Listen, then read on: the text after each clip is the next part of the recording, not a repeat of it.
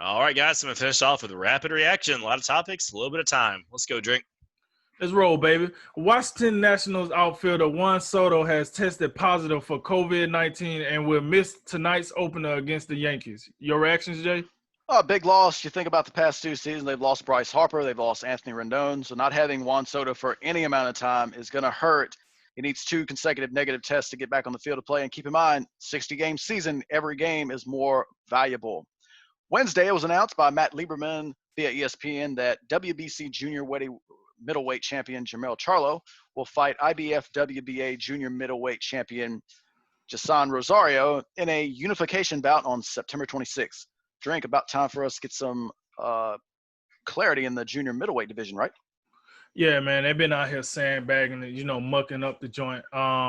This is a very good fight. I like Jermell Charlo in the fight when it happens. Rosario, he just won the belts not too long ago in his last fight, and I like the fact that he's stepping up to a bigger and better competition to try to unify the division.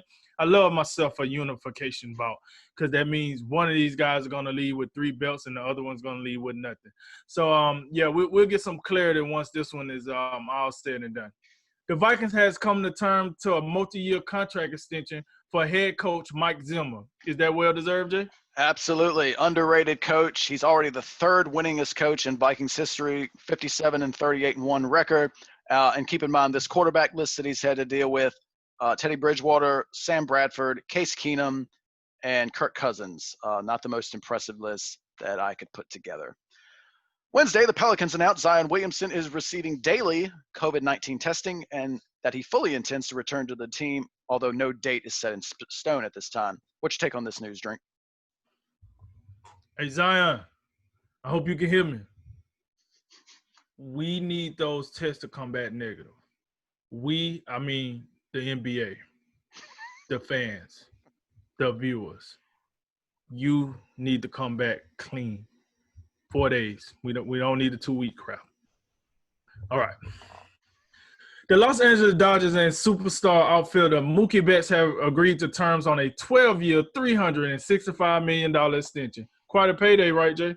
Yeah, and you add that into his the 1-year deal he had left on his contract. It totals 13 years, $392 million, and a whole lot of tears from Boston Red Sox fans. Also on Wednesday, news broke that WBA lightweight champion Gervonta Tank Davis and WBA featherweight and junior lightweight champion Leo Santa Cruz, they're set to meet on Showtime pay-per-view on October 24th at the Mohegan Sun in Connecticut. You watching this, Drink?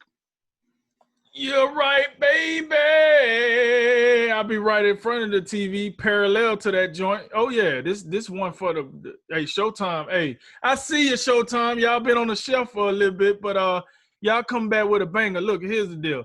Gervonta Tank Davis, he's the next up to be the next pound for pound king, like his mentor Floyd Mayweather Jr. He got all the goods. He didn't got spectacular fights, and now it's another one that's gonna bring some eyes. Santa Cruz, a Mexican star. I think he only lost 1 fight up to this point, and it was by decision. He's all action, no nonsense. So this is a very good fight. And I'll keep in mind that Showtime has rolled out their schedule for the rest of the year, and they only have 2 fights scheduled for pay-per-view. This is one of them, and it's a reason why.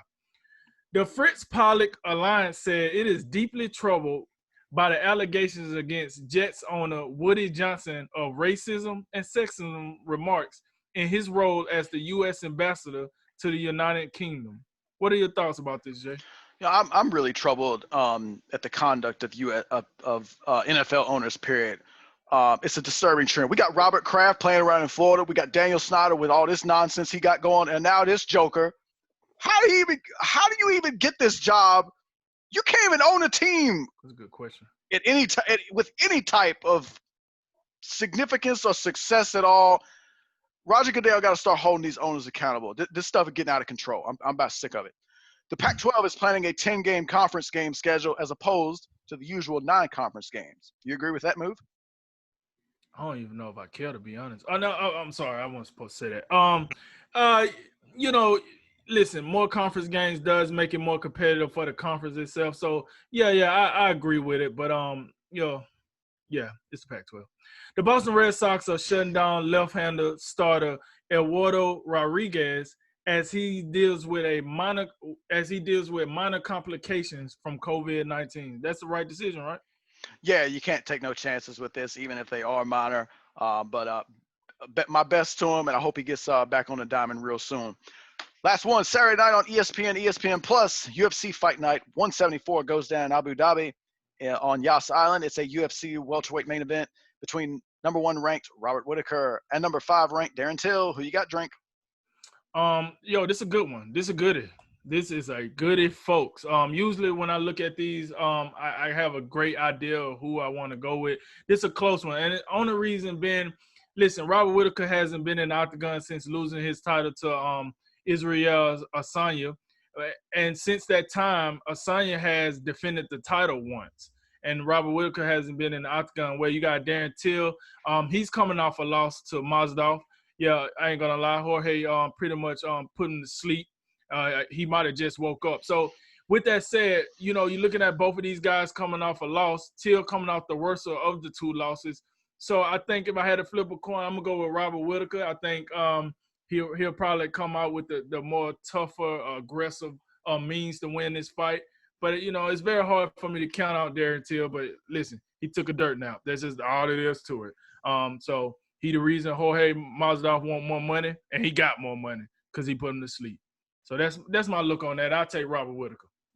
All right. Well, that concludes today's Drink of Wisdom. I'm Cody Ward. I'm Jay Wise. And I'm Nathan Drinker. And remember, make tomorrow better than today, and make today better than yesterday. And you know what we gonna do. We gonna holler at you until next time, baby.